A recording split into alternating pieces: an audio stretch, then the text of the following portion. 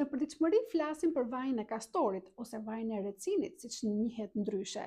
Jam e sigurt që të gjitha vajzat e përdorin në përdorimin e flokëve, për përdorimin e vetullave, për përdorimin e qerpikut, por sot do të jap benefitet në metabolizmin ton për disa patologji. Së pari, të gjitha vajzat, por dhe djemtë që kanë probleme me akne, që kanë probleme me skuqjen dhe irritimin e lëkurës, përdorin vajin e kastorit çdo darkë. Gjithashtu, kemi probleme me mykun, me rritjen e thonjve, me rritjen e flokëve, e përdorim në skalp, por dhe në gjatësi.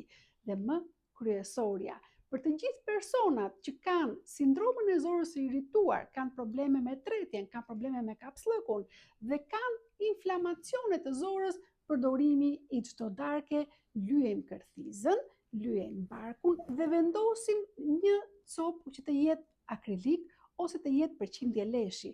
E lëm për tërnatën, trupi na falenderon tërnesërmen dhe është gjëja më e bukur kur ne mjekojmë në përditshmëri trupin ton me gjëra të thjeshta dhe pa kosto.